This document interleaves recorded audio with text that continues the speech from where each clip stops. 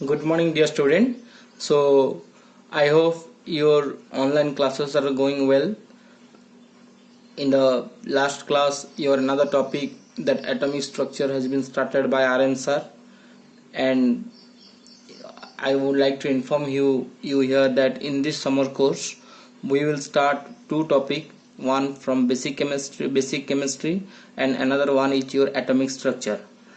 And both the classes or both the topic will be taught on alternative days.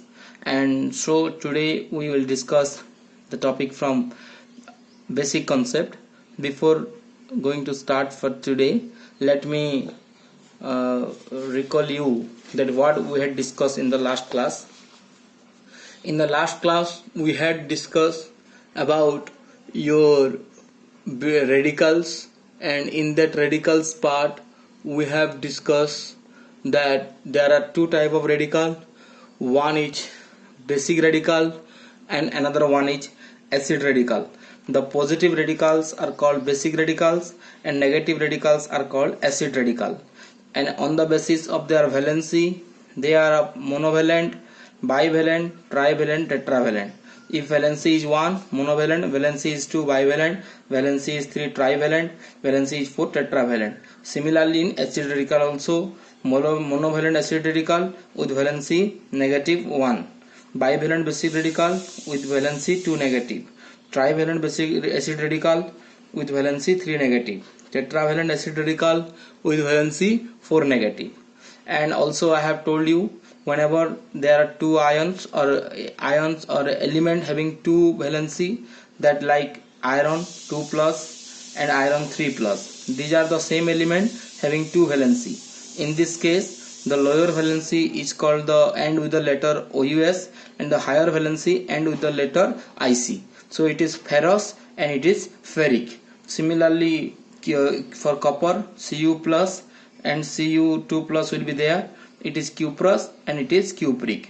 I have already discussed all these things, and also I have informed you there that if only one element is present like potassium, sodium, copper, mercury, Ag, where only one element is present, that is called a simple radical. And when more than one element like NH4, here nitrogen is present and hydrogen is present, that's why it is called a compound radical. Similarly OH compound radical, H simple radical, F simple radical, Cl simple radical, HCO3 minus, that bicarbonate, that is a compound radical. Did you clear all these things? On this basis we had discussed some questions like which of the following is a compound radical? Aluminum 3 plus, CO3 2 minus and Cl minus, Fe2 plus. It is asking compound radical, so where more than one element is present, और कहाँ पर दो एक से ज्यादा element है, CO3 2 minus में एक कार्बन है एक ऑक्सीजन है, सो इसीलिए CO3 2 माइनस एक कंपाउंड रेडिकल होगा. नेक्स्ट क्वेश्चन हमने डिस्कस किया था, which of the following is a simple radical? Carbonate, sulphide, sulphate, nitride. यहाँ पर पूछा है which of the following is a simple radical. Carbonate मतलब CO3 2 माइनस, सल्फेट मतलब SO4 2 माइनस, नाइट्राइड मतलब NO2 माइनस, सल्फाइड मतलब S2 माइनस. सो कहां पर एक ही एलिमेंट है, S2 माइनस में, और sulphide is a simple radical. यहाँ पर और एक क्वेश्चन था, which of the following is an monovalent radical. मतलब जहां पर, और इस ऑप्शन में ही मैंने पूछा था, यहाँ पर मोनोवेलेंट कौन सा होगा, जिसका वैलेंसी एक होगा. तो यहाँ पर किसका वैलेंसी एक है, इसका -1, मतलब 1 valency, so it is monovalent radical. Next हमने पढ़ा था कैसे कंपाउंड का फॉर्मूला लिखते हैं. जैसे कि कंपाउंड में, आयोनिक कंपाउंड में पर्टिकुलरली एक बेसिक रेडिकल होता है और एक एसिड रेडिकल होता है. बेसिक रेडिकल को लेफ्ट हैंड साइड में लिखते हैं और एसिड रेडिकल को राइट हैंड साइड में लिखते हैं. फिर और ये इसका बेसिक्स है. तो जो भी तुम्हें फॉर्मूला दिया होगा वहां पे तुम्हें उसका सिंबल के साथ वैलेंसी लिखना है. फिर यहाँ पर Al3 प्लस SO4 2 माइनस हो गया. फिर इनका सिंपल रेशियो चेक करना है. अगर सिंपल रेशियो में है तो फिर इसका वैलेंसी इसके नीचे आएगा और इसका वैलेंसी इसके नीचे आएगा. जब एक कंपाउंड रेडिकल होता है तो उसको स्क्वायर ब्रैकेट के साथ लिखते हैं. तो इसीलिए इसका फॉर्मूला हो गया Al2SO4 whole 3. So we had discuss all this things. Clear? And I think on this basis I had we had also discussed that about barium carbonate. where that is barium is 2 plus, CO3 2 minus, and यहाँ पर एक simple ratio में नहीं है तो इसको simple ratio में लाना होगा 1 1, सो इसका वैलेंसी यहाँ आएगा, इसका वैलेंसी यहाँ आएगा, सो it is now BaCO3 barium carbonate. 1 1 लिखने की जरूरत नहीं है। तो इस तरह से मैंने एग्जांपल एल्यूमिनियम क्लोराइड का भी डिस्कस किया था, फेरस सल्फेट, फेरिक सल्फेट का डिस्कस किया था, और मैंने होमवर्क दिया था। बहुत सारे बच्चों ने होमवर्क सॉल्व करके मुझे भेजा है, and I congratulate you all of you and thank you for your involvement. And आज मैंने कुछ बच्चों ने कुछ डाउट भी पूछा था, मैं सभी क्वेश्चंस का अभी आंसर डिस्कशन कर लूंगा। सो मेरे ख्याल से सबको आता है, फिर भी मैं इसको सबके लिए एक और बार डिस्कस कर लेता हूँ क्या क्या फॉर्मूला होगा। बहुत जल्दी हो सकता है, 5 मिनट भी नहीं लगेंगे इसको सॉल्व करने में। सोडियम कार्बोनेट, सोडियम कार्बोनेट जब पूछा है मतलब सोडियम का for valency I am going to option 1, okay. अब क्वेश्चन 1 में दिया है sodium carbonate, so I am not writing the name. Sodium valency उसका +1 है, basic radical left hand side में लिखना है, और acid carbonate CO3 2 minus acid radical right hand side में लिखना है। 1:2 सिंपल रेशियो में ऑलरेडी है तो 1 नीचे आएगा, 2 यहाँ आएगा, सो इसका फॉर्मूला हो गया Na2CO3। 1 लिखने की जरूरत नहीं है, this is sodium carbonate. Second वाला क्वेश्चन था हमारा क्यूप्रस क्लोराइड। सेकेंड का क्वेश्चन था क्यूप्रस क्लोराइड, मतलब क्यूप्रस, सो कपर का 2 वैलेंसी होता है, एक +1 होता है, एक +2 होता है। क्यूप्रस बोला है मतलब लोअर वैलेंसी होगा, क्लोराइड का भी Cl-1, तो दोनों सिंपल रेशियो में है, तो इसका हो गया आंसर CuCl। 1 1 लिखने की जरूरत नहीं है। Third number question zinc oxide, check करना, जिंक ऑक्साइड थर्ड का क्वेश्चन है। जिंक इसका formula Zn, valency 2 plus, oxide O2 minus. ये सिंपल रेशियो में नहीं है तो सिंपल रेशियो में लाने के लिए 1 1 हो गया, सो इसका फॉर्मूला हो गया क्या, 1 1 है, so it is ZnO, zinc oxide. Question 4 number में मैंने पूछा था कैल्शियम हाइड्रोक्साइड का, okay. I hope you all are getting this. Calcium hydroxide, calcium hydroxide का कैल्शियम बेसिक रेडिकल है, और कैल्शियम बेसिक रेडिकल है मतलब Ca2 प्लस, और हाइड्रोक्साइड का क्या है OH माइनस, सो इसका हो गया 1 1 1 एंड 2 सिंपल रेशियो में है, 2 नीचे आएगा, 1 यहाँ आएगा, सो इट इज CaOH। इसको स्क्वायर ब्रैकेट में लिखना जरूरी है क्योंकि ये कंपाउंड रेडिकल है, तो कंपाउंड रेडिकल को हमेशा स्क्वायर ब्रैकेट में लिखते हैं, तो इसका आंसर हो गया CaOH2, ओके। नेक्स्ट तुम्हारा जिंक ऑक्साइड आ गया। नेक्स्ट तुम्हारा था manganese oxide. Manganese oxide, manganese का Mn+2, Mn+2 भी हो सकता है, +4 भी हो सकता है, सो लेट्स टेक Mn+2 हम ले लेते हैं। और मैंगनीज ये दिया है, एक्चुअली इसको मैंगनीज एक ट्रांजिशन एलिमेंट है जिसका वैलेंसी +2 +3 +4 +5 +6 +7 तक हो सकता है, तो इसीलिए यहाँ पर जो लोअर जो नेचर में अवेलेबल होता है उस ऑक्साइड्स हम लिख सकते हैं, क्योंकि मैं कुछ मेंशन नहीं किया है तो इसलिए हम यहाँ पर Mn+2 भी ले सकते हैं और +4 भी ले सकते हैं। ध्यान रखना, जो भी ट्रांजिशन एलिमेंट है, मतलब जो तुम्हारा S ब्लॉक और P ब्लॉक जो मैंने बताया था, S ब्लॉक और P ब्लॉक पीरियोडिक टेबल में क्या होता है, पीरियोडिक टेबल में तुम्हारा एक S block left hand side में होते हैं और राइट हैंड साइड में P ब्लॉक होता है, तो बीच में जो पीरियोडिक टेबल का एलिमेंट है उनको D ब्लॉक एलिमेंट बोलते हैं। तो D ब्लॉक एलिमेंट में क्या होता है, उनका वैलेंसी 2 से भी ज्यादा हो सकते हैं, तो उस केस में जो OUS एंड IC नोमेनक्लेचर का सिग्निफिकेंस नहीं रहेगा, तो इसीलिए वहां पर मैं क्या करता हूं, मैंने मैंगनीज ऑक्साइड पूछा है तो कोई एक स्टूडेंट मैंगनीज +2 भी ले सकता है और +4 भी ले सकता है, तो इसमें कोई गलती नहीं है क्योंकि यहाँ पे OUS या फिर IC कुछ मेंशन नहीं किया है। तो मैंगनीज ऑक्साइड मैंने Mn+2 लिया, O2 माइनस लिया, ये सिंपल रेशियो में है नहीं है, 1 1 अभी आ गया सिंपल रेशियो में। अब क्या हो गया इसका फॉर्मूला MnO। कोई स्टूडेंट अगर Mn+4 लिखेगा तो और O2 माइनस लेगा तो इसका क्या होगा फॉर्मूला 2 2, तो इसका फॉर्मूला हो जाएगा Mn1O2। तो मैंगनीज ऑक्साइड का फॉर्मूला तुम ये भी लिख सकते हो, ये भी लिख सकते हो, समझ में आया। अगर ये MnO है तो यहाँ पर मैंगनीज का वैलेंसी +2 है, और अगर ये MnO2 है तो मैंगनीज का वैलेंसी +4 है यहाँ पे। ध्यान रखना। क्वेश्चन नंबर 6, क्वेश्चन ये समझ में आ गया क्योंकि मैंगनीज को मैंने OUS या फिर IC में नहीं लिखा, क्योंकि मैंगनीज का जो वैलेंसी है वो +2 से लेकर +7 तक है, तो इसमें हम OUS या फिर IC यूज नहीं करते, पर्टिकुलरली इस जगह में। ओके, और ज्यादातर एक से ज्यादा जो वैलेंसी हो सकता है वो डी ब्लॉक में एलिमेंट में ज्यादा पाया जाता है। ठीक है, और अब तुम पूछ सकते हो सर आयरन भी तो डी ब्लॉक में है, आयरन का क्यों अवेलेबल है? आयरन का Fe+2 and Fe+3 generally ionic compound में दिखाया जाता है, लेकिन आयरन का भी ज्यादा वैलेंसी हो सकता है, लेकिन वो ज्यादा स्टेबल नहीं है। आयरन का जो ज्यादा स्टेबल वैलेंसी है Fe+2 और Fe+3, लेकिन मैंगनीज केस में बहुत ज्यादा वैलेंसी वाला एलिमेंट भी आ सकता है, जैसे कि Mn+4 भी अवेलेबल है, Mn+5 भी अवेलेबल है, Mn+6 भी अवेलेबल है। ये सब कुछ जो हम बोलते हैं कि कहाँ पर Mn+2 है, कहाँ पर 2 वैलेंसी, कहाँ पर 6 वैलेंसी, आयरन में क्यों नहीं है, ये सारे चीजें एक्सपेरिमेंटली वेरीफाइड किया गया है। मतलब जो वैलेंसी का एलिमेंट नेचर में अवेलेबल पाया है, तो हम बोलेंगे उस एलिमेंट का उस वैलेंसी अवेलेबल है। नहीं तो हम नहीं बोल सकते कि मैं यहाँ पर नहीं कह सकता कि मैंगनीज का वैलेंसी 9 होगा या नहीं, अभी तक नहीं दिखाया गया है, नहीं भी है। एक्चुअली मैंगनीज का हाईएस्ट वैलेंसी +7 है, आयरन का भी वैलेंसी +4 भी हो सकता है, +5 भी हो सकता है, लेकिन नेचर में +2 और +3 ज्यादा पाए जाते हैं, इसीलिए आयरन का सिर्फ 2 ही वैलेंसी पढ़ाया जाता है। सो नेचर में जो एलिमेंट मिलते हैं, जो कंपाउंड मिलते हैं, उनके हिसाब से उसका वैलेंसी है या नहीं तुम प्रूफ पा सकते हो। ठीक है, मैंगनीज वाला सॉल्व हो गया। नेक्स्ट तुम्हारा क्वेश्चन था मैंगनीज के बाद एक था तुम्हारा sodium bisulphide. Sodium bisulphide, sodium का फॉर्मूला है Na+, चेक करना चार्ट में, तुम्हारा चार्ट दिया गया है। बाइसल्फाइड का है HSO3-, 1 है तो सिंपल रेशियो में ऑलरेडी है, तो इसका फॉर्मूला हो जाएगा NaHSO3। क्लियर। नेक्स्ट 7 में आते हैं पोटाशियम फेरोसियानाइड।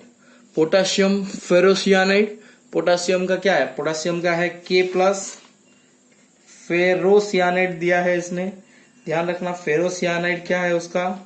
फेरोसियानाइड है मैंने ऑलरेडी दिया था।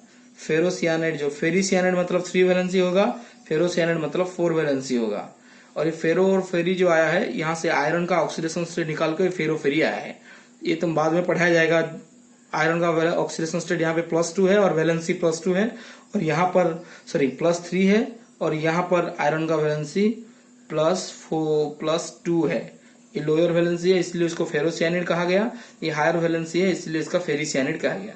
ये किस तरह से +3 आया, किस तरह से +2 आया, ये तुम्हें कोऑर्डिनेशन केमिस्ट्री में पढ़ाया जाएगा, अभी के लिए बस याद रखना। ओके, तो क्वेश्चन में पूछा है फेरोसियानाइड मतलब FeCN6 का 4-। जब फेरोसियानाइड, अगर फेरिसियानाइड पूछता तो 3- लेते यहाँ पे। ठीक है, 1 और 4 सिंपल रेशियो में है ऑलरेडी, तो इसका आंसर क्या हो जाएगा? इसका आंसर हो जाएगा K4 FeCN6। ये इसका आंसर है, K4 FeCN6। मैं यहाँ पे बताना चाहूंगा, अगर फेरिसियानाइड क्वेश्चन में देता, if question has asked potassium ferricyanide, अगर क्वेश्चन में पोटासियम फेरिसियानाइड देता तो इसका आंसर क्या होता? पोटासियम फेरिसियानाइड अगर दिया है तो K+ FeCN6 3- होता है यहाँ पे। ओके, 3- जब होगा तो 1 यहाँ पे आएगा, 3 यहाँ पे आएगा, तो फेरिसियानाइड का ये हो जाता है आंसर। मैंने फेरोसियानाइड का क्वेश्चन दिया था, ये क्वेश्चन में दिया था, ये हो गया फेरिसियानाइड का। ठीक है, नेक्स्ट क्वेश्चन तुम्हारा था, लेट्स चेक। नेक्स्ट क्वेश्चन था पोटासियम नाइट्राइड का। पोटासियम नाइट्राइड पोटासियम मतलब K+, नाइट्राइड मतलब NO2-। ये चार्ट में दिया गया है, ये कैपिटल O रहेगा, NO2-। 1 सिंपल रेशियो में है, तो ये यहाँ आएगा, ये यहाँ आएगा, आंसर है तुम्हारा KNO2। Next स्टानस sulphide. स्टानस मतलब SN का 2 वैलेंसी है, एक +2 है और एक +4 है, इसमें से जो लोअर है वो OUS है, तो SN2+। स्टानस क्लोराइड का SN2+, क्लोराइड मतलब Cl-, तो 2 यहाँ आएगा, 1 यहाँ आएगा, so answer is SnCl2। Cobalt nitrate CO3+, cobalt CO2+, 2 plus nitrate का NO3 माइनस। तो 2 और 1 सिंपल रेशियो में ऑलरेडी है, तो यहाँ पर सिर्फ 1 आएगा, यहाँ पे 2 आएगा। Answer is CONO3 whole 2। Next lead sulphate, lead का PB, लेड दिया है, यहाँ पे प्लम्बस या फिर प्लम्बिक कुछ नहीं दिया है, तो तुम जो भी ले सकते हो। मैंने मान लो मैंने प्लम्बिक या फिर प्लम्बस कुछ लिखा नहीं है, तो तुम कुछ भी ले सकते हो। तो यहाँ पर मैंने मान लो मैंने लिया PB+2, प्लम्बस लिया, तो Cl माइनस हो गया ये वाला लेड सॉरी सल्फेट का SO4 2 माइनस।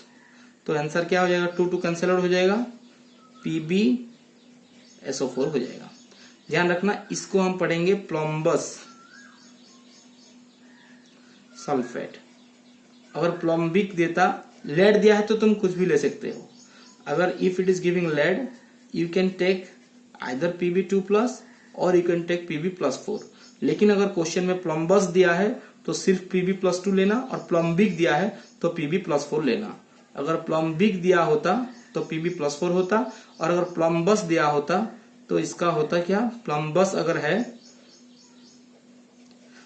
अगर है तो +2 है, और प्लस प्लम्बिक अगर है तो +4 है। ध्यान रखना अगर लेड दिया है तो तुम कुछ भी ले सकते हो। प्लैटिनम क्लोराइड, प्लैटिनम का +4 है, क्लोराइड का Cl माइनस है, तो क्या हो गया इसका Pt4 नीचे आएगा, Cl नीचे आएगा, PtCl4 हो गया।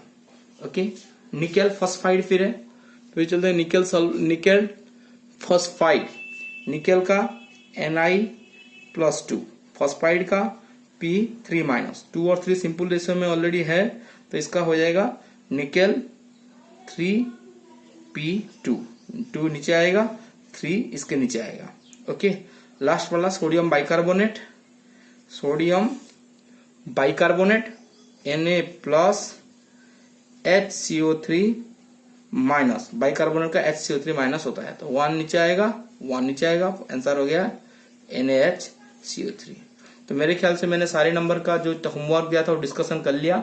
तो now you can easily check your answer whether it is wrong और right, and with this we will end with the topic of how to write chemical formula.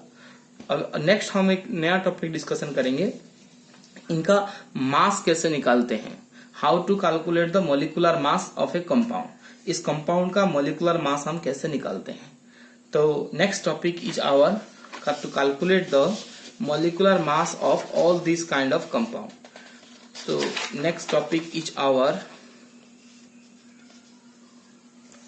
how to calculate the molecular mass of compound. How to calculate the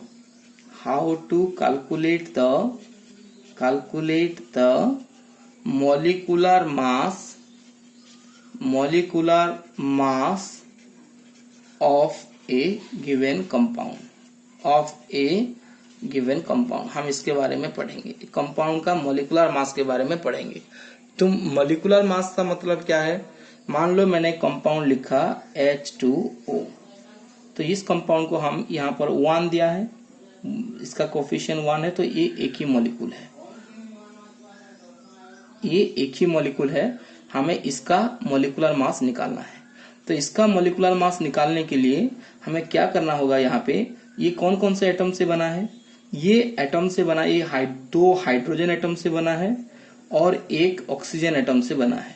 तो हम क्या करेंगे, तो यहाँ पे hydrogen atom का पहले हम मास निकालेंगे और ऑक्सीजन एटम का मास निकालेंगे, फिर दोनों को ऐड कर लेंगे। हाइड्रोजन एटम को जो मास होगा उसको 1 लेते हैं, और ऑक्सीजन एटम का मास जो है वो 16 है। ये तुम्हें जब सार पढ़ाएंगे एटॉमिक स्ट्रक्चर, वहां पे इस एटॉमिक मास के बारे में और डिटेल में डिस्कशन करेंगे, जो कि number of proton plus number of neutron होता है। मेरे ख्याल से मैंने मेरे पिछले बार फर्स्ट और सेकंड वीडियो में शायद इस एटॉमिक मास के बारे में भी मैंने बोला था।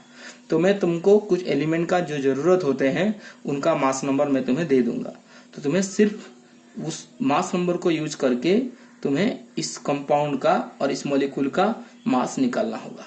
समझ में आया। तो ये जो है दिस इज 1, ये मैं इसके बारे में भी discuss, not 1 molecule, it is 1 compound, actually it is 1 mole of compound, 1 mole of H2O। इसको हम 1 मोल ऑफ H2O बोलते हैं। जिसका कोफिशिएंट जितना होता है इसको उतना मोल ऑफ H2O बोलते हैं। ये मोल क्या है इसके बारे में हम 2-3 क्लास के बाद डिटेल डिस्कशन करेंगे। जितना कोफिशिएंट है उसको उतना मोल बोलते हैं। मान लो कहीं पे लिखा है 3CO2, मतलब it is 3 mole of CO2। तो जब भी तुम्हें क्वेश्चन पूछता है calculate the molecular mass of water या फिर मॉलिक्यूलर मास ऑफ CO2 पूछता है, तो it is asking you the question the mass of 1 mole of that compound. So molecular मास का मतलब क्या है? मॉलिक्यूलर मास का मतलब है मास of 1 mole of a given compound. और ये मोल क्या है मैं इसके बारे में नेक्स्ट 2 क्लास में डिटेल डिस्कशन करूंगा और 1-2 क्लास के बाद डिस्कशन करूंगा। तुम अभी के लिए बस इतना समझ लो, जैसे कि एक केजी होता है और एक पेयर होता है, जोड़ा जो हम बोलते हैं, दर्जन जो हम बोलते हैं, जैसा हम दर्जन मतलब 12 लेते हैं, तो उस तरह से एक मोल भी एक ऐसा एक यूनिट है जो कि एक स्पेसिफिक नंबर को दिखाता है। और अगर तुम जानना चाहोगे तो मैं बोल देता हूं यहाँ पे 1 मोल मतलब 6.023 इंटू 10⁻23। जैसे कि एक दर्जन मतलब 12 तुम्हें पता है, एक पेयर मतलब 2 तुम्हें पता है, उस हिसाब से एक मोल मतलब 6.023 इंटू 10⁻23। और इस नंबर को एवोगाड्रोस नंबर भी बोलते हैं। This number is called Avogadro's number. अभी तुम घबराना मत, इसके बारे में 2-3 वीडियो लेक्चर के बाद हम डिस्कशन कर लेंगे। तो जब भी तुम्हें मॉलिक्यूलर मास पूछा जाता है मतलब you are asked the mass of 1 mole of a given compound. और जो मॉलिक्यूल का मास निकालने के लिए हमें एटम का मास जरूरत होता है, क्योंकि एटम मिलके ही मॉलिक्यूल बनते हैं। समझ में आया? सो यहाँ पर कॉन्सेप्ट क्या है? एटम मिलके, मैंने एन लिख दे रहा हूं, एटम मिलके मॉलिक्यूल बनते हैं। सो एटम से ही मॉलिक्यूल बनता है। तो मॉलिक्यूल का मास निकालने के लिए एटॉमिक मास जानना जरूरी है। मॉलिक्यूलर मास निकालने के लिए एटॉमिक मास जानना जरूरी है। जैसे कि हाइड्रोजन का एटॉमिक मास 1 होता है, ऑक्सीजन का एटॉमिक मास 16 होता है। तो वाटर का मॉलिक्यूलर मास क्या हो जाएगा? 2 हाइड्रोजन है मतलब 2 × 1 और 1 ऑक्सीजन है मतलब 16। तो इसका मॉलिक्यूलर मास हो गया 16 + 2 = 18। अगर हमने मॉलिक्यूलर मास को जनरली ग्राम यूनिट में भी एक्सप्रेस करते हैं तो इट इज तो मास of 1 mole of water is 18 ग्राम और molecular mass of water is 18। ध्यान रखना, जब भी तुम्हें मॉलिक्यूलर मास पूछा है that is mass of 1 mole of that compound. समझ में आया? ठीक उसी तरह से एटॉमिक मास का मतलब क्या होता है? Atomic mass of hydrogen, mass of 1 mole of the given atom. उस एटम का 1 मोल के मास को हम एटॉमिक मास बोलते हैं। और अगर हम उसको ग्राम में एक्सप्रेस कर लिया तो उसको ग्राम एटॉमिक मास भी बोलते हैं। और तुम्हारे समझ के लिए most of the time gram he use करना, नहीं तो उसको एक यूनिट भी होता है एटॉमिक। इस केस में पर्टिकुलरली ग्राम भी तुम एक्सप्रेस कर सकते हो या फिर AMU यूनिट में। कभी कभी AMU भी लिखा होता है। AMU का फुल फॉर्म क्या है? AMU का फुल फॉर्म है एटॉमिक मास यूनिट। तो जो एटम का जो मास होता है उसको ग्राम में अगर एक्सप्रेस करेंगे तो हम इसको ग्राम एटॉमिक मास बोलेंगे। और हम ग्राम में एक्सप्रेस नहीं करके AMU में भी एक्सप्रेस कर सकते हैं, तो ग्राम की जगह पर तुम AMU भी लिख सकते हो।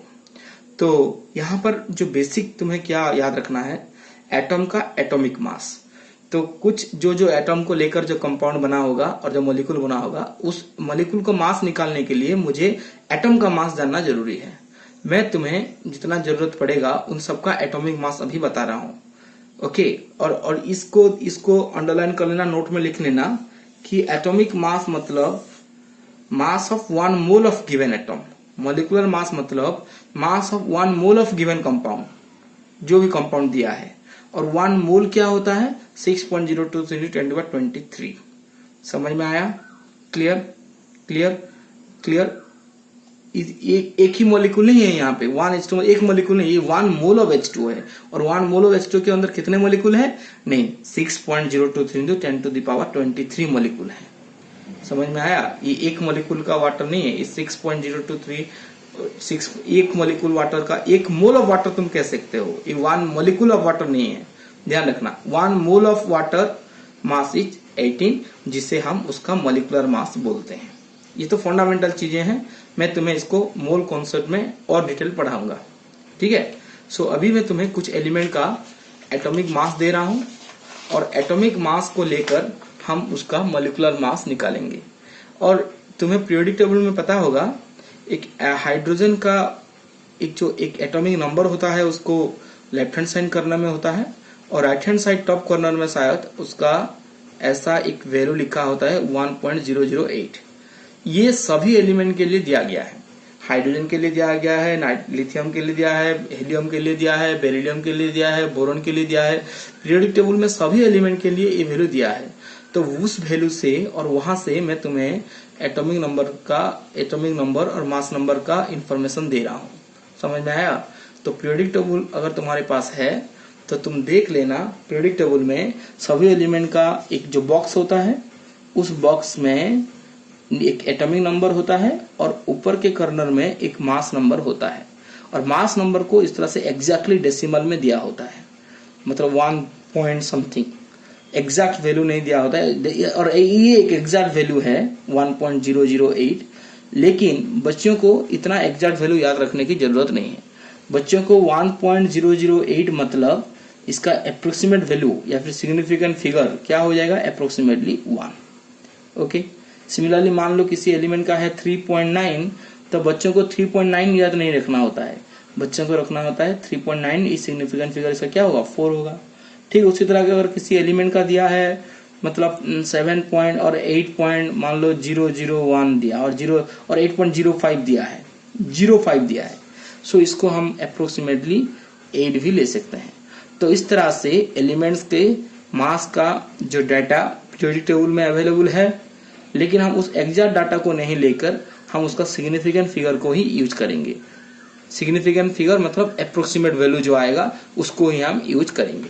मैं तुम्हें कुछ एलिमेंट का मास और अभी बता रहा हूं, जैसे कि एक एलिमेंट है हाइड्रोजन, उसका एटॉमिक नंबर भी 1 है और मास नंबर भी 1 है। समझ में आया? हाइड्रोजन का एटॉमिक नंबर 1, मास नंबर भी 1 है। हीलियम का एटॉमिक नंबर 2, मास नंबर उसका 4। लिथियम का एटॉमिक नंबर 3, मास नंबर उसका 7। ओके, लिथियम का 3 and 7। बेरिलियम का atomic number 4, mass number 9। Boron का atomic number 5, mass number 11। Carbon का atomic number 6, mass number 12। Nitrogen का atomic number 7, mass number 14। Oxygen का atomic number 8, mass number 16। Fluorine का atomic number 9, mass number 19। ये मुझे याद है और मैंने सभी का अप्रोक्सीमेट वैल्यू लिया है, लेकिन पीरियोडिक टेबल में तुम देखना उनका एग्जैक्ट कुछ वैल्यू दिया होगा। फ्लोरीन का 9, 19। नियॉन का 10, 20। सोडियम का 11, 23। मैग्नीशियम का 12, 24। फिर क्या है, एल्यूमिनियम 13, 27। फिर क्या है, एल्यूमिनियम 13, 27 आ गया। नेक्स्ट तुम्हारा क्या है, सिलिकॉन 14, 28। फास्फोरस 15, 31। सल्फर 16, 32। क्लोरीन 17, 35.5 है इसका। और ये जो आर्गन है, पोटेशियम है, कैल्शियम है, इसका ज्यादा भी वैलेंसी हो सकता है और मास हो सकता है। और मैं तुम्हें इसका 18 एटॉमिक नंबर है, इसका 19 है और इसका 20 है एटॉमिक नंबर। और अगर हम मास में जाएंगे तो मैं तुम्हें एग्जैक्ट वैल्यू बता पाऊंगा। आर्गन का 39 होता है मास, इसका भी हम 39, 40, 39 भी लिख सकते हैं और इसका 38 भी लिख सकते हैं। ध्यान रखना, आर्गन का 39 है, पोटेशियम का भी हम 39 लिख सकते हैं, 40 भी लिख सकते हैं। कैल्शियम का 20, 40 है। और इन तीनों एलिमेंट का मास तुम लगभग तुम्हें नहीं जरूरत पड़ेगा। और इसको तुम्हें आइसोटोप में सारा डिटेल पढ़ाएंगे। एटॉमिक स्ट्रक्चर में आइसोटोप के बारे में सारा एक टॉपिक है। आइसोटोप में तुम्हें बताएंगे कि कैसे कि एक एलिमेंट का एक से ज्यादा भी मास हो सकता है। तो इसके बारे में अभी मैं डिस्कशन नहीं कर रहा हूँ, सर तुम्हें इसके बारे में आगे पढ़ाएंगे। ओके, तो जितने जरूरत है अभी के लिए मैंने तुम्हें उन सब का इन्फॉर्मेशन यहाँ पे दे दिया है। ओके, अब इतने तक तुम्हें एटलीस्ट याद रखना है, इतना तक मिनिमम। और आर्गन का 40 है, ये कैल्शियम का 40 है, आर्गन का 39 भी हो सकता है, 30 मेरे ख्याल से 37 या फिर 38 भी है। इसके बारे में हम अलग से वीडियो में डिस्कस कर सकते हैं जब, या फिर मैं जब सर आइसोटोप पढ़ाएंगे तो इसके बारे में तुम्हें बताएंगे। आइसोटोप एटॉमिक स्ट्रक्चर में आइसोटोप आता है, इसके बारे में वहां पे सारा डिस्कशन करेंगे, कैसे एक एलिमेंट का एक से मतलब मास सेम भी हो सकता है। सो अभी के लिए तुम्हें इतने एलिमेंट का मास याद रखना है, अप टू 16 मिनिमम। और यहाँ पे मैं तुम्हें एक ट्रिक बता रहा हूँ, ये रूल नहीं है, एक ट्रिक है। जैसे कि इसका एटॉमिक नंबर 1 ये तो याद हो गया, एटॉमिक नंबर मास नंबर के साथ सेम है। बाकी सभी में देखो सिर्फ इसको छोड़ के सॉरी बेरियम का छोड़ दो, और बेरियम का और नाइट्रोजन को छोड़ के, बेरियम और नाइट्रोजन को छोड़ के बाकी जो सारे एलिमेंट दिया गया है, एक सीक्वेंस और एक रूल तुम यहाँ पे देख, रूल तो नहीं, एक ट्रिक यहाँ पे देखना। अगर एटॉमिक नंबर इवन है, इन दोनों को छोड़ के एटॉमिक नंबर अगर इवन है तो मास नंबर उसका डबल हो जाता है। जैसे कि एटॉमिक नंबर 2 इवन है, mass number 4, atomic number 6 even है, mass number double 12, atomic number 8 even है, मास नंबर 16 डबल हो गया, एटॉमिक नंबर 10 इवन है, मास नंबर डबल हो गया, एटॉमिक नंबर 12 इवन है, मास नंबर 24 हो गया, एटॉमिक नंबर 14 इवन है, मास नंबर डबल हो गया। लेकिन अगर एटॉमिक नंबर ऑड है, जैसे कि 3, 5, 9, 11, 13, यहाँ पर एटॉमिक नंबर ऑड है, जहां पर भी एटॉमिक नंबर ऑड है इन दोनों को छोड़ के ध्यान रखना, ये दोनों एक्सेप्ट, ये मैं याद रखने की ट्रिक बता रहा हूँ, ऐसा कोई रूल नहीं है। तो बाकी सभी में अगर एटॉमिक नंबर ऑड है, जैसे कि 3 है तो उसका मास नंबर क्या हो रहा है, डबल प्लस 1 हो रहा है। 3 है मतलब 7, इसका 5 है, 5 दूने 10 प्लस 1 11, इसका 9 है, 9 प्लस 2 जा 18 प्लस 1 19, 11 है, इस 11 2 जा 22 और प्लस 1 23। समझ में आ गया। बेरियम नाइट्रोजन को छोड़ के, और हाइड्रोजन तो 1 है, इन बाकी सभी में अगर एटॉमिक नंबर इवन है, अगर एटॉमिक नंबर इवन है, ये रूल नहीं है, मैं बार बार बता रहा हूँ, ध्यान रखना, अप टू 16 अगर एटॉमिक नंबर इवन है सो इसका मास नंबर डबल हो जाता है, सिर्फ डबल। और अगर एटॉमिक नंबर ऑड है तो इसको डबल प्लस 1 हम ले लेंगे। जैसे कि तुम्हें याद रखने के लिए मैं बार बार बता रहा हूँ, सल्फर एटॉमिक नंबर 16 है, इवन है, तो इसका मास नंबर 16 2 जा 32। समझ में आ गया।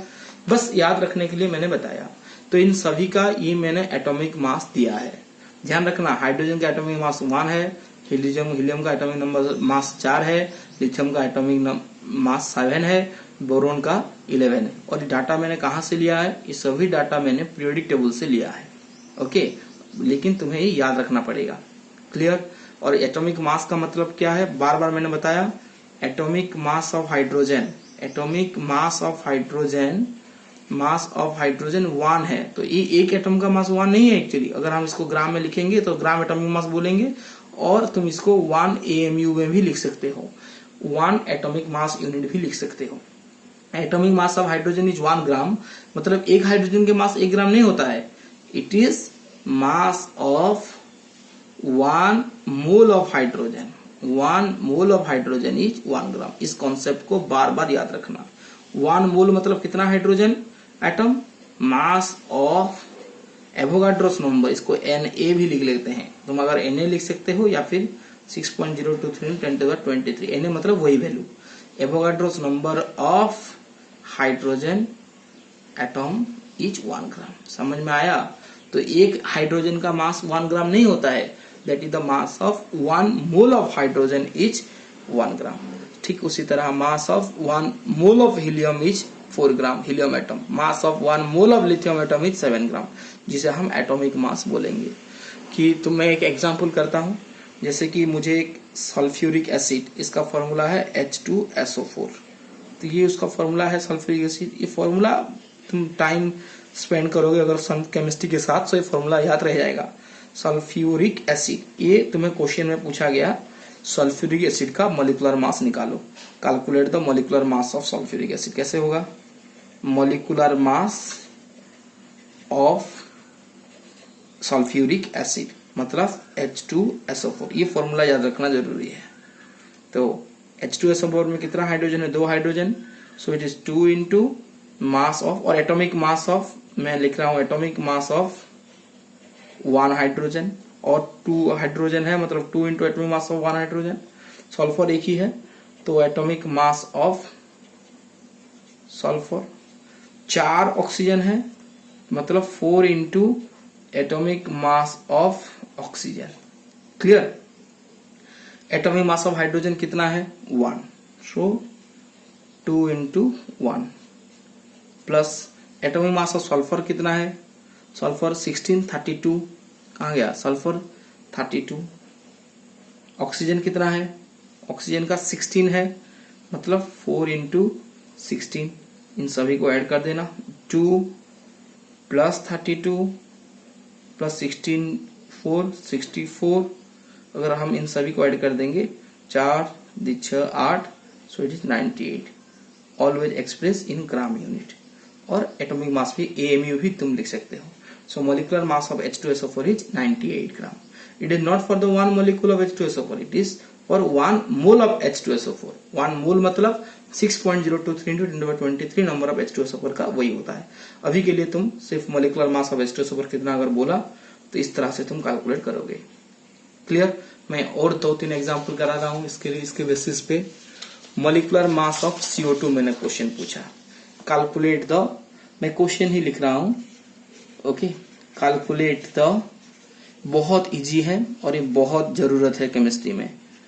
Calculate the molecular mass of the given compound, given compound, सभी का मॉलिक्यूलर मास निकालो। जैसे कि कार्बन डाइऑक्साइड, यहां पर कुछ कंपाउंड का मॉलिक्यूलर फॉर्मूला तुम्हें जानना होगा। कार्बन डाइऑक्साइड, फिर सोडियम क्लोराइड, सोडियम क्लोराइड, और formula calcium hydroxide, calcium hydroxide. मैंने कंपाउंड दिया है, बहुत सारे कंपाउंड एग्जांपल मैंने दिया था। फिर सोडियम बाइसल्फाइड, सोडियम बाइसल्फाइड, और कुछ क्वेश्चंस करते हैं। सोडियम, सोडियम नाइट्रेट, और नाइट्राइट कर लेते हैं, नाइट्राइट। फिर कुछ और कंपाउंड का करते हैं। वाटर का तो मैंने किया हुआ है already. Molecular mass of, let's aluminium sulphate का ले लेते हैं, एल्यूमिनियम सल्फेट। ध्यान रखना बहुत ज्यादा बड़ा एलिमेंट का नहीं दिया होगा, जो भी क्वेश्चन तुम्हें दिया जाएगा इस एलिमेंट के अंदर ही उसका मास आ जाएगा। बहुत आगे भी निकाल सकते हो, लेकिन स्टूडेंट के लिए सारे मास याद रखना संभव नहीं है। तो जो भी क्वेश्चन बच्चों को पूछा जाता है लगभग इतने अंदर ही पूछा जाता है। अगर कोई बड़ा एलिमेंट का दिया होगा तो वहां पे उसका मास भी तुम्हें दिया होगा। सो इसको तुम घबराना मत, अप टू 16 तुम्हें याद रखना है। मैग्नीशियम सल्फेट का भी निकाल लेते हैं, मैग्नीशियम सल्फेट का, मैग्नीशियम सल्फेट का मैं कुछ खुद सॉल्व कर दूंगा और तुम्हें खुद से कुछ बाकी निकालना है। कार्बन डाइऑक्साइड का करते हैं। कार्बन डाइऑक्साइड का फॉर्मूला क्या है? आंसर में चलो। कार्बन डाइऑक्साइड का फॉर्मूला क्या है? CO2। ये याद रखना जरूरी है। कार्बन डाइऑक्साइड का फॉर्मूला है CO2, और अगर CO2 इसका फॉर्मूला है तो यहाँ पर इसका मॉलिक्यूलर मास क्या होगा? Molecular mass of CO2, molecular mass of CO2 is equal to mass of, और एटॉमिक मास ऑफ कार्बन, एक ही कार्बन है प्लस 2 ऑक्सीजन है, 2 into atomic mass of oxygen. Clear? 2 into atomic mass of oxygen. Atomic mass of carbon कितना है, chart में दिया गया था। कार्बन का एटॉमिक मास 12 है, ऑक्सीजन का 16 है, ये याद रखना जरूरी है अभी। तो इसका क्या आ गया, एटॉमिक मास ऑफ कार्बन 12 है, 2 into atomic mass of oxygen 16 है, तो कितना आया 12 प्लस 32 मतलब 44 ग्राम। आइदर ग्राम लिख सकते हो या फिर 44 AMU भी लिख सकते हो। क्लियर, समझ में आया। सोडियम क्लोराइड ये खुद कर पाओगे अभी। सोडियम क्लोराइड का फॉर्मूला क्या है, NaCl। Na का मास ऐड करना है Cl के मास के साथ। कैल्शियम हाइड्रोक्साइड फॉर्मूला क्या है, CaOH2। इसका कर लेते हैं, कैल्शियम हाइड्रोक्साइड का C का मैं कर लेता हूं, CaOH2। कैल्शियम का जो मास है, जो कैल्शियम का, तो यहाँ पर इसका मॉलिक्यूलर मास क्या होगा, molecular mass of CO2 is equal to molecular mass of CO2 is equal to एक कैल्शियम का मास, एक कैल्शियम के मास 40 होता है, प्लस 2 ऑक्सीजन है 2 हाइड्रोजन है, मतलब 2 इंटू ऑक्सीजन का मास कितना होता है 16, प्लस हाइड्रोजन का मास कितना होता है 1। 2 मतलब 2 ऑक्सीजन, ये होल 2 है, 2 ऑक्सीजन 2 हाइड्रोजन भी है, 2 इंटू 16 एंड 2 इंटू 1 कितना आया 40 प्लस 32 प्लस 2, 4, ये वाला तुम्हारा आ गया 74 gram. I think you all are clear how to calculate the molecular mass. मेरे ख्याल से इन सबका तुम केमिकल फॉर्मूला लिख सकते हो। मैंने जो चार्ट दिया था, अभी एक बार चार्ट दिखा रहा हूं। अगर किसी के पास चार्ट नहीं होगा तो इस चार्ट का एक स्क्रीनशॉट ले लो। बार बार मैं बता रहा हूँ, इस चार्ट बहुत इम्पोर्टेंट है। तुम इस चार्ट का स्क्रीनशॉट को ले लो इसको, ताकि तुम्हें लिखना ना पड़े बार बार। तो इस चार्ट का स्क्रीनशॉट ले लो। इस चार्ट को देखकर और या फिर वैलेंसी को देखकर तुम मॉलिक्यूलर फॉर्मूला लिख सकते हो। After completing the molecular formula by going to the atomic mass of this element, you can easily calculate the molecular mass of all these compound। और बार बार मैंने बताया, molecular mass मतलब mass of 1 mole of CO2। molecular mass of calcium hydroxide मतलब ये CaOH2 है। molecular mass of CaOH2 मतलब mass of 1 mole of CaOH2। और मोल क्या है इसके बारे में आगे क्लासेस में हम डिटेल डिस्कशन करेंगे।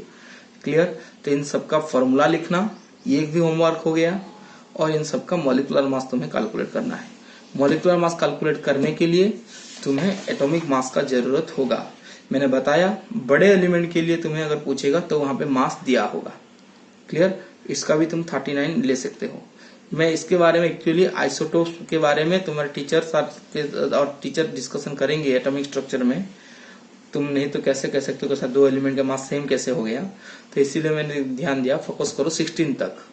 ओके, क्लोरीन का भी याद रख लो 17 है, 35.5 है क्लोरीन का मास। क्लियर, मैंने तुम्हें एक छोटा सा ट्रिक बताया, बेरिलियम और नाइट्रोजन को छोड़ के अगर इवन है तो डबल होगा, ऑड है तो डबल प्लस 1 होगा। क्यों इसको छोड़ के मैंने बोला, इसका डबल प्लस 1 होता है और इसका डबल हो जाता है। मैंने बताया कि ये रूल नहीं है, this is not a rule. ये कभी भी हम रूल के साथ नहीं कह सकते, ये बस याद रखने की एक ट्रिक है। तो इस तरह से हम मॉलिक्यूलर मास कैलकुलेट कर सकते हैं। सो आज के लिए इतना ही। So I am giving you task that you calculate the molecular mass of all this given compound and you will send it me the answer, और you will send your answer in the group itself. Individually मत भेजना, क्योंकि individually अगर तुम भेजोगे तो WhatsApp में मैं देख नहीं पा रहा हूँ। तुम ग्रुप में ही भेजना ताकि सबको पता चले कि तुमने अपना टास्क कंप्लीट कर दिया है। Clear, and for today this much, thank you.